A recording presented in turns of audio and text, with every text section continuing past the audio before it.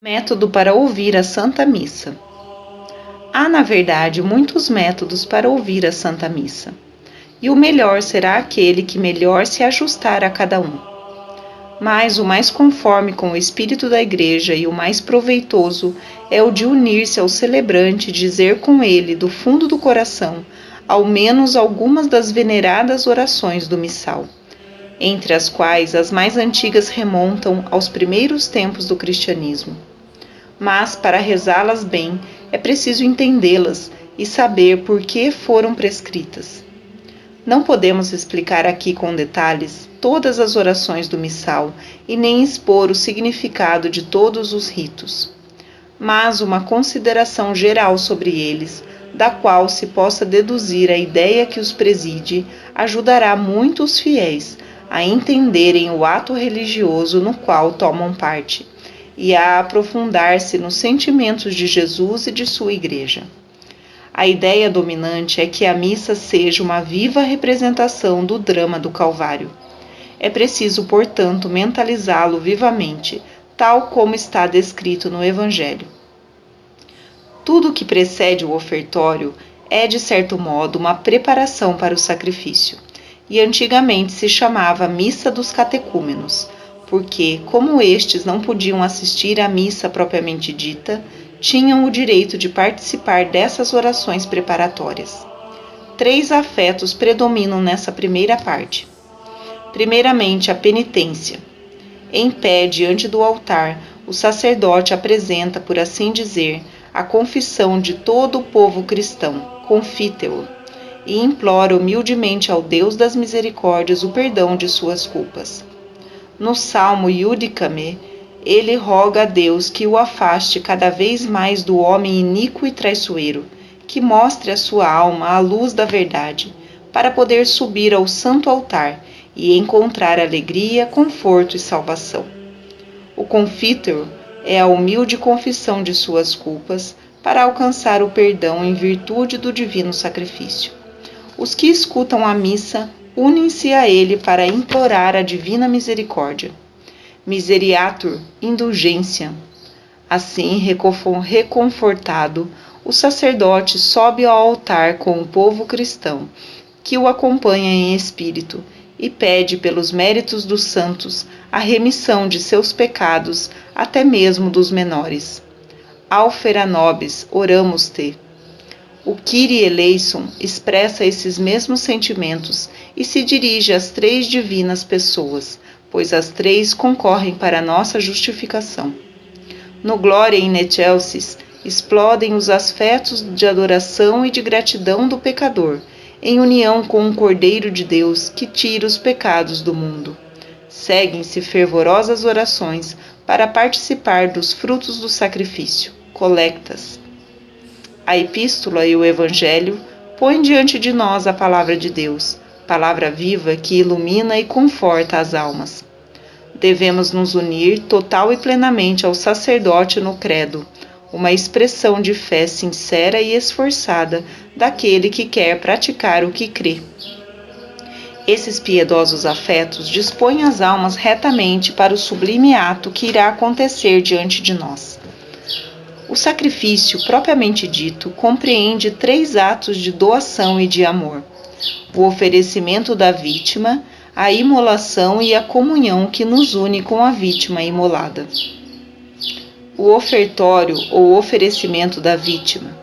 O sacerdote oferece primeiramente a matéria do sacrifício, o pão e o vinho, que já representam o corpo e o sangue de Jesus Cristo. Oferece-os em expiação pelos pecados do povo cristão e pela salvação de todo o gênero humano. Mas, tendo presente que os fiéis são o corpo místico de Cristo, oferece-os a todos e se oferece a si mesmo, em união com a vítima principal, em espírito de humildade e de contrição, suplicando a Santíssima Trindade que se digne aceitar a oferenda do Cristo místico total, e convida os fiéis a unirem suas orações com as dele. Orate, frates, orai, irmãos. Como é importante não estar ali somente como simples espectadores dessa oblação. Jesus, nosso Rei e nossa cabeça, Oferece-se inteiramente, desprende-se de suas criaturas e de si mesmo para dar-se a Deus e confessar a sua suprema dependência dele. A nós cabe participar desses mesmos afetos, desapegarmos-nos das criaturas e de nós mesmos para nos dar a Deus inteiramente. Se não pudermos romper de uma só vez os laços que nos prendem, procuremos romper ao menos um por dia.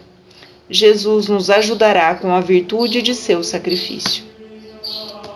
Digamos com uma alma santa: permaneceremos escondidos dentro do divino cálice, semelhantes à gota de água que o sacerdote mistura ao vinho, para que as nossas humildes reparações e os nossos sacrifícios se misturem ao sacrifício do nosso Salvador, e a sua oblação e a nossa sejam apenas uma.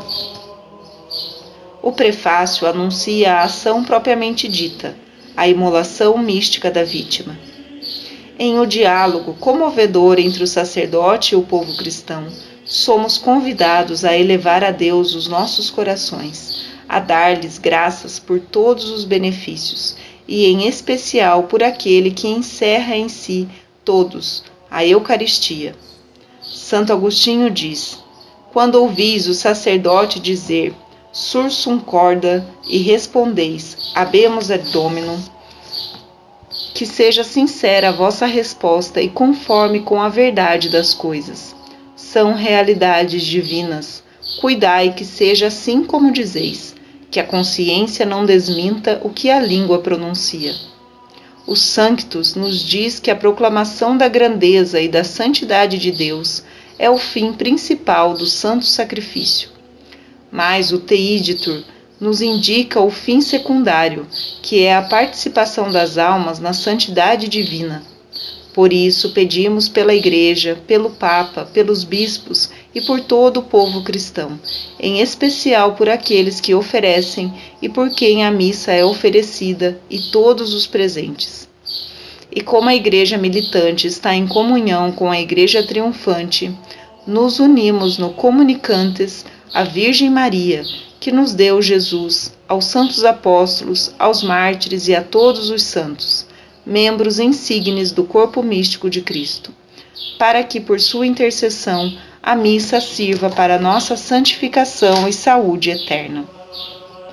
No Anque Igitur Oblationem, o sacerdote junta as mãos, estende-as sobre o cálice e a hóstia e se oferece junto com os presentes, com a excelsa vítima, para que, pelos méritos desta, sejamos livres da condenação e recebidos entre os eleitos, graça suprema que nunca pediremos o bastante.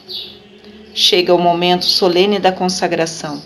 O sacerdote, colocando-se mais propriamente do que nunca no lugar de Jesus, soberano sacerdote, pronuncia lenta e devotamente as mesmas palavras que Jesus pronunciou na última ceia.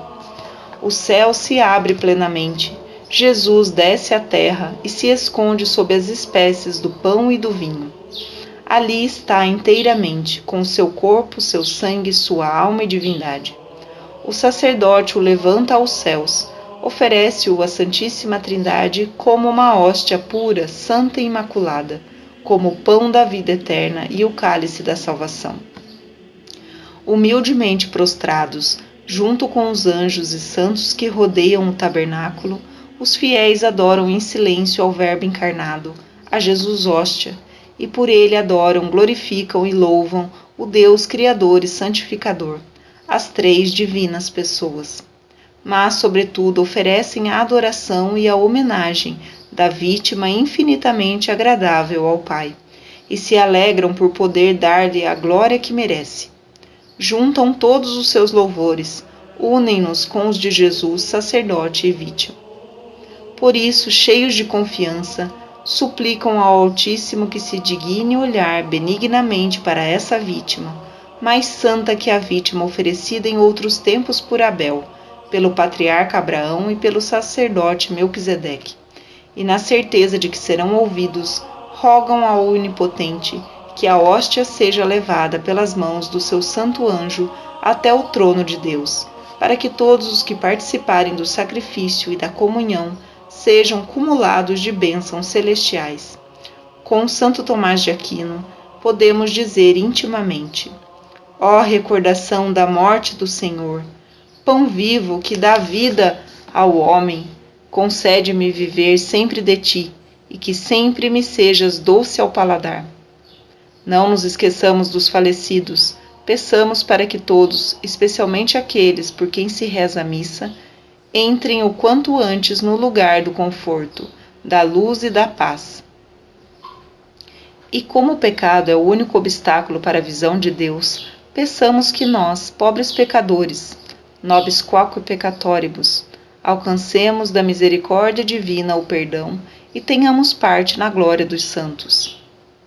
Todas essas graças são pedidas por Jesus Cristo, por quem nos vêm todos os bens, a criação, a santificação, a vida natural, sobrenatural. Por Ele, com Ele e nele, damos a Deus Pai toda a honra e toda a glória, em unidade com o Espírito Santo e Santificador. Esse é um brevíssimo resumo do cânon da missa, onde Jesus se imola misticamente para trazer-nos à memória a sua imolação cruenta no Calvário e arrebatarmos-nos consigo em amor à cruz. Nós seríamos muito ingratos se não participássemos com amor do seu espírito de hóstia. Muitas almas de hoje, imitando Santa Teresinha do Menino Jesus, se oferecem como vítimas de amor para sofrer todas as tribulações que Deus se dignar enviar-lhes. Se não temos bastante ânimo para também agir assim, ofereçamo-nos ao menos para cumprir melhor com as obrigações do nosso estado, para aceitar com um pouco mais de resignação e amor as nossas penas e enfados, para progredir a cada dia em alguma virtude, para fazer pequenas mortificações, sofrer essas miudezas que mantêm vivo o espírito de amor e de sacrifício. Assim, nós também seremos vítimas, ainda que de modo imperfeito, e participando dos tormentos do Salvador, participaremos da sua glória. Essa é a finalidade da terceira parte da missa, a comunhão. No Pater Noster, começa a preparação para a comunhão. Nós, membros do corpo místico de Jesus, repetimos com santa confiança a oração que ele mesmo nos ensinou, a oração mais bela que existe, o Pater Noster. Juntamente com ele, cumprimos para com o nosso Pai do céu os nossos deveres de religião, desejando que seu nome seja conhecido, amado e glorificado, que seu reino se estenda por todo o mundo, que sua vontade se cumpra na terra, assim como no céu. Com ele pedimos todas as graças de que precisamos, mas sobretudo o pão eucarístico, que encerra em si todos os outros dons. Suplicamos que perdoe os nossos pecados passados, que nos livre dos que ainda podemos cometer e que nos dê a paz que ultrapassa todo entendimento. Filipenses 4:7. E prepara a união íntima e permanente com Jesus. É isso que pedimos no Agnus Dei e nas 3 orações seguintes. Chega a comunhão. Proclamando a sua indignidade como centurião, mas confiando na divina misericórdia, o sacerdote, depois o povo fiel, comem e bebem o corpo e sangue do Salvador, e unem-se no mais íntimo da alma, inteiramente com Jesus, com seus afetos e sentimentos mais íntimos, e por ele com o próprio Deus, com as 3 divinas pessoas da Santíssima Trindade. Está consumado o mistério da união. Formamos um só coração e uma só alma com Jesus, e como ele é um com o Pai e com o Espírito Santo, cumpre-se a oração do Salvador na última ceia. Eu neles e tu em mim, para que sejam perfeitos na unidade e o mundo reconheça que me enviastes e os amastes, como amastes a mim. Manifestei-lhes o teu nome e ainda hei de lo manifestar, para que o amor com que me amaste esteja neles e eu neles. João 17, 23, 26. Momento delicioso, quando nosso coração bate unido ao de Jesus. Com ele adoramos, louvamos e bendizemos a Deus, que fez coisas tão grandes em nós. Adoramos também a Jesus, pois ele é o nosso Deus, e o adoramos com tanto mais devoção quanto mais humildemente ele se esconde e se aniquila. Depois de adorá-lo em silêncio, escutamos dentro do coração o amigo, o esposo, que se digna conversar conosco. Guardamos amorosamente todas as suas palavras, os desejos do amado. Naquele instante parece que não podemos negar-lhe coisa alguma. A dificuldade de perseverar e a solidão não nos assustam, porque estamos unidos a Cristo, como os ramos ao tronco da videira, e dele recebemos a vida e a energia. Como os discípulos de Emaús, sentimos arder o nosso coração enquanto ele fala, e estamos dispostos a colaborar com ele durante todo o dia. É nesse momento que oferecemos de bom grado toda a nossa alma.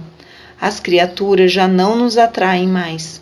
Morrem por um instante o nosso egoísmo ou fica bastante debilitado. Queremos a Deus, sua glória, sua vontade, ainda que nos exija duros sacrifícios. Tudo isso é porque Jesus vive em nós, com o seu espírito de santidade, de fortaleza, de paciência, de mansidão, de humildade e de caridade. Sabendo da nossa fraqueza, pedimo-lhe que nos confirme em seu reino e em sua vida, e permaneça em nós segundo a sua promessa, para que, cheios do Espírito Santo, cumpramos as nossas obrigações de cada dia com mais cuidado, para dar gosto a Deus. Ainda assim, não negaremos que há momentos em que não sentimos nenhum desses efeitos. Quando o deserto e o desalento parecem apoderar-se da nossa alma e cobri-la com trevas espessas, Deus quer provar a sinceridade do nosso amor e nos fazer ver a nossa impotência. É uma razão a mais para nos mantermos estreitamente unidos com Jesus vítima. Ele também passou pela tristeza e pelo desalento, quando se viu carregado com os nossos pecados no Horto das Oliveiras. O cálice lhe pareceu tão amargo que rogou que fosse afastado dele, mas recuperou-se imediatamente e acrescentou: Não se faça a minha vontade, mas a tua. Lucas 22:42. Resigne-se, pois, suavemente a alma, que no momento da comunhão sente-se invadida pela secura. Ela sabe que a merece, e mesmo rogando que se afaste dela o cálice da amargura, aceita-o amorosamente, em união com aquele que por ela o bebeu até a última gota. A única coisa que pede é não se separar jamais dele, que é a sua felicidade e a fonte de toda a perfeição. E essa humilde submissão, quanto mais dolorosa, mais meritória, redunda na glória de Deus e na santificação da pobre alma, muito mais do que todas as manifestações de amor no momento da consolação. Não há coisa melhor que unir nossos atos de agradecimento e de amor com os da Santíssima Virgem, a adoradora mais perfeita de seu Filho. Se o nosso coração está frio, se não podemos tirar dele um pouco de amor, ao menos poderemos sempre oferecer a Jesus o que há de terno e abnegado no coração imaculado de sua mãe, os mais puros afetos e sentimentos. Isso agradará e irá comover o Filho. Então pediremos a ela que nos comunique alguns desses afetos puríssimos. E diremos a tão boa mãe: já que roubastes o coração de vosso filho para dá-lo a nós, roubai o meu para dá-lo a Jesus, considerando que o vosso coração é uma cópia viva do divino coração. Tornai a minha pobre alma semelhante à vossa, para que se assemelhe um pouco à do vosso filho. Com a comunhão, que tão intimamente nos une a Deus, acaba o sacrifício propriamente dito. Mas assim como a missa foi precedida por orações preparatórias, também é justo que seja seguida por orações que lhe sirvam de conclusão. Essas orações são breves e pedem que o corpo e sangue de Jesus produzam em nós efeitos duradouros, fazendo-nos participar do Espírito do Senhor e da festa que se celebra. Logo depois, o sacerdote beija o altar, que representa Jesus Cristo, e abençoa o povo, ou melhor, pede ao Pai, ao Filho e ao Espírito Santo que o abençoem. Tenhamos presente que a bênção de Deus não é como a dos homens, apenas desejos, mas produz o que significa. e que para Deus bendizer é fazer bem. O último evangelho é uma espécie de resumo de toda a missa. Ele nos mostra o Verbo divino vivendo desde toda a eternidade no seio do Pai, bebendo a vida na própria fonte, tornando-se homem, enchendo de graça e de verdade a alma humana do Salvador, Jesus, que vem viver entre nós com os imensos tesouros de sua vida para nola comunicar com santa liberalidade. É todo o mistério da encarnação, reproduzido e sintetizado na Eucaristia. Não há final melhor para o excelso drama do sacrifício da missa. Conclusão. Se desejarmos um perfeito modelo dos sentimentos que devemos ter ao assistir à missa, busquemos Maria ao pé da cruz. Em pé, como um sacerdote diante do altar, ela oferece seu filho e a si mesma com ele, como vítima para a glória de Deus e para a salvação dos homens. Ela participa dos sofrimentos e dos afetos interiores da vítima. Seu coração sofre todos os tormentos, todas as humilhações que Jesus sofreu em seu corpo e em sua alma. Ela é Marte em um grau supremo, pois ao ver seu filho sofrer, sofre mais do que se ela mesma estivesse passando por todas essas angústias. E o faz de boa vontade e livremente. Sabendo da necessidade do sacrifício para a glória de Deus e para a nossa salvação, ela dá seu consentimento para a obra reparadora que seu filho realiza. E o dá com todo carinho, feliz por cooperar com a nossa redenção. Quão fecundas são as suas dores! Sofrendo com Jesus e pelos mesmos fins, ela terá parte na dispensação das graças merecidas por ele. Será, de modo secundário e dependente de seu Filho, a medianeira universal da graça. E Jesus, para confirmar essa sua função, antes de expirar, entrega-lhe São João como filho, e com ele todos os seus discípulos.